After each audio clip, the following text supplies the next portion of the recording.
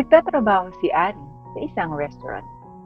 Matagal-tagal na rin siyang nagtatrabaho dito, kaya't malaki na rin ang tiwala ng boss niya sa kanya. Isang araw, napadaan si Boss Arthur sa restaurant. "Good morning, sir." Pati naman ni Ari sa kanyang boss na si Arthur. "Good morning, Aris. Kumusta pala dito sa restaurant? Balita ko, tumataas ang sales ah. Nakita ko yung report at talagang kada buwan, tumataas ang kita." Bungad naman niya kay Ari. "Opo, sir. Ginagawa ko po ng maayos ang trabaho ko, kaya mananatili pong maayos ang restaurant niyo." Sagot naman ni Ari. "Tiwala naman ako sa iyo, Aris. Sa sipag at galing mo. Kaya nga kahit bihira lang ako makadaan dito sa restaurant, hindi ako masyadong nag-aalala dahil nandyan ka naman. Kaya salamat, Ari. At sa pag-aaruga mo sa negosyo at sa mga tao ko." "Wala pong anuman, sir." Masayang sagot naman ni Ari. "O paano? Mauna na ako at marami pa akong dapat asikasuhin. Dumaan lang ako dahil na-cancel kanina yung isang meeting ko para sa isang investor sana." Paliwanag pa nito. Okay po sir, ingat po kayo." Sagot ni Ari. "Ikaw nang bahala dito, Aris ha. Aalis na ako. Paalam ulit dito." Dahil sa tagal niya sa trabaho, siya na rin ang kanang kamay ni Sir Arthur sa negosyo. Sa totoo lang, malupit si Ari sa kanyang mga staff. Ngunit kung kaharap si Boss Arthur, ay parang santo itong makitungo sa mga staff ng restaurant. Isang araw sa kitchen nang pumasok si Ari. "Oh, bakit nandito pa yung mga gulay at di pa nahihiwa?" Tanong nito. "Sir, pasensya na po kayo. Tumulong po kasi ako kanina sa labas para mag-serve ng mga pagkain. Marami po kasi tayong customers." Paliwanag ng isang staff. Ganun. Kaya naman iniwan mo muna to." "Iniwan mo na wala malang taklob. Nakabuyang-yang oh. Lahat kayo, may kanya-kanya kayong gawain. At ikaw, dito ka naka-assign sa kitchen patulong ng chef. Anong ginawa mo? Nagpabaya ka sa dapat mong gawin." Pasigaw na sabi ni Ari. "Sir, pasensya na po talaga kayo. Hindi na po mauulit, sir." Pagmamakaawa pa ng staff. "Siguraduhin mo lang, isang pagkakamali mo pa, masisisante ka na. Nagpapasweldo kami dito, hindi para sa mga palpak niyong trabaho. Kaya ikaw, basta ka na lang matatanggal ka na." Sigaw ni Ari sa isang staff. "Naku, akala mo naman napakagaling niya. Kung umasta, akala mo naman siya yung may-ari nito. Kanang kamay lang naman siya ni Boss Arthur." Saad ng isa sa mga staff. "At akala mo, santo kapag nandito yung boss natin. Pero kapag hindi, iba rin ang ugali eh. Grabe, hindi lang ako nangangailangan ng pera. Matagal na akong lumipat ng trabaho. Kaso, sayang malaki yung sweldo dito eh.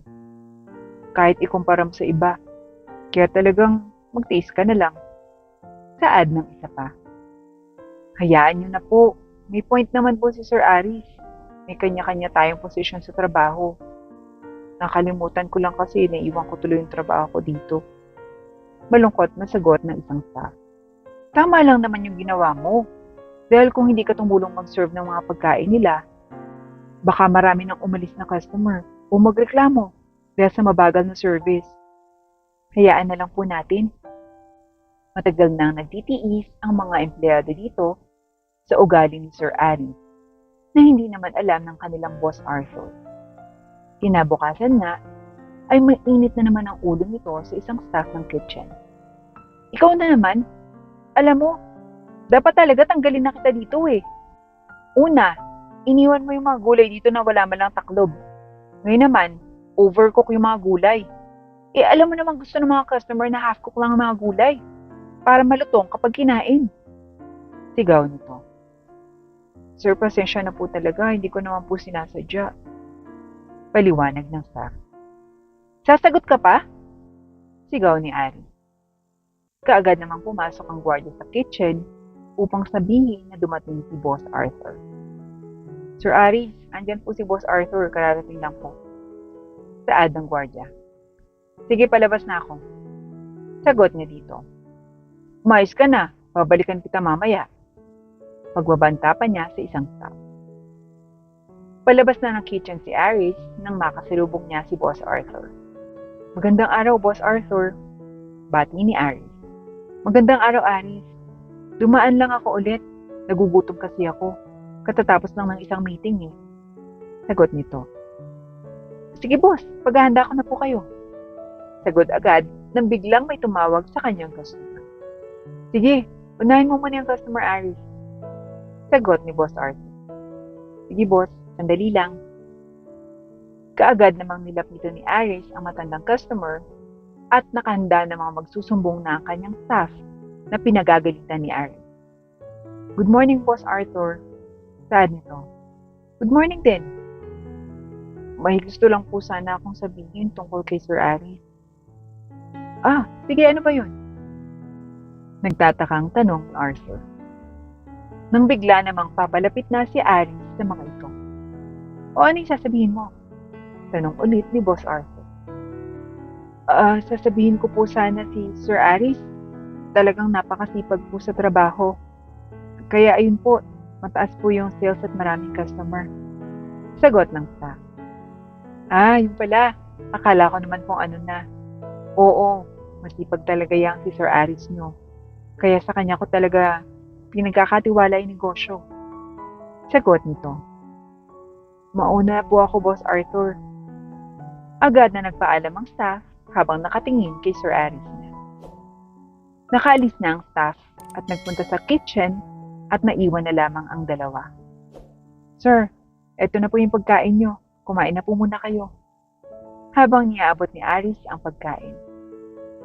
"Sige, salamat Aris." Sagot nito. Mabilis namang kumain si Boss Arthur at nagpaalam na rin agad. "Aris, mauna na ako. May meeting pa ako sa susunod na investors eh." Paalam ni Boss Arthur. "Sige boss, mag-ingat kayo. Ako na pong bahala dito." Sagot naman ni Aris. Nang makaalis naman ang boss, saka naman bumalik sa kitchen si Aris.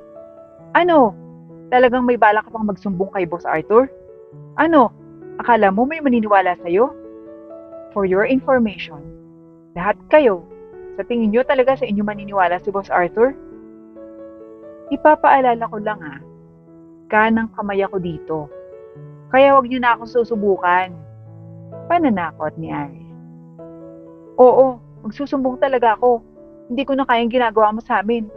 Hindi ko na matitiis ang kasamaan ng ugali mo. Magre-resign na ako. Ayoko na sa bulok mong sistema." Sigaw ng staff. "Aba, sinong tinatakot mo? Mag-resign ka. Hindi kailangan ng restaurant na to ang tulad mong palpak. Sino bang nawalan ng trabaho? Hindi naman ako. Kaya go, umalis ka na." Sigaw ni Aris. "Talagang aalis ako." Sigaw din ng staff. Pagkaalis nito, kaagad namang nagsalita si Aris sa natitirang staff.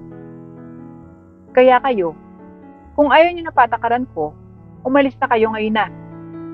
Hindi kayo kawalan, tandaan niyo yan." Sigaw nito, sabay alis sa kitchen. Napuno na talaga yun. Palagi rin kasing napapag-initan ni Sir Aris. Saad ng isang staff. "Oo nga, kahit naman sino, puno na rin talaga eh. Tulad ko, di ko magawang mag-resign dahil may mga anak ako na pinapaaral. At malaki kasing sahod dito kumpara sa ibang restaurant." Sagot ng isa. "Kahit ako din naman pre, kailangan ko ng pera." Saad ng isa pang staff. Kinabukasan naman, marami ang customers. Talagang mahaba ang pila dahil sa sarap ng mga dishes na sinuserve nila. "Bilis-bilis ang mga kilos, maraming customers ngayon. Huwag kayong magpabaya sa trabaho." Sigaw nito. "Sir Aris, wala na po tayong stocks ng mga meat at mga gulay." Saad ng isang staff. "Ano? Bakit paano nangyari yun? Naka-order na ako kahapon pa lang yan." Sagot ni Aris. "Sir, absent po kasi kahapon si Troy. Siya po yung naka-assign na umorder eh. Ngayon lang din naman po namin nakita na wala na po. Kaya hindi rin po kami naka-order." Sagot nito. "Hay naku! Anong gagawin natin ngayon? Kailangan sa palengke muna pumili para maipandagdag natin." Sige sir, ako na po Sir Aris yung pupunta sa palengke para bumili ng mga kulang. Saad ng isang staff. Sige, bilisan mo ha.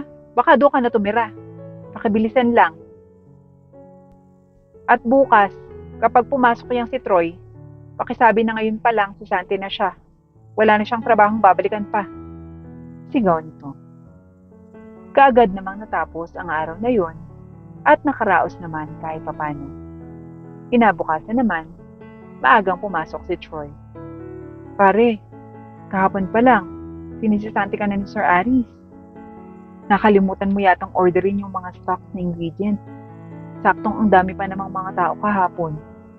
Kaya galit na galit. Pinapasabi na si Santi ka na daw.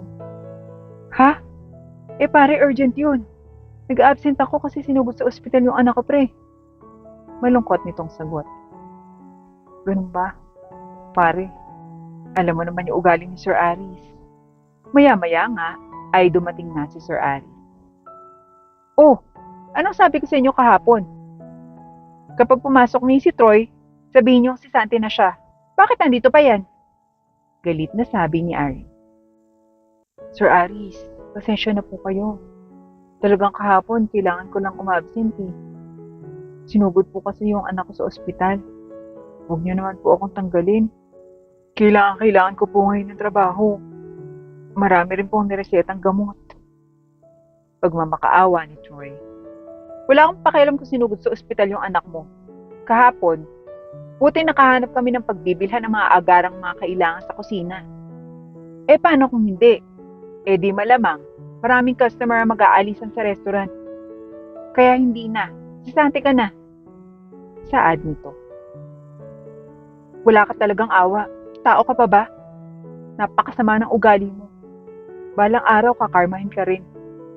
At hindi habang buhay nandito ka. Matatanggal ka rin pagdating ng panahon. Sigaw ni Troy kay Ari. Umalis ka na. Napakarami pang sinasabi. Lakad, alis dito. Panunudyo pa ni Ari.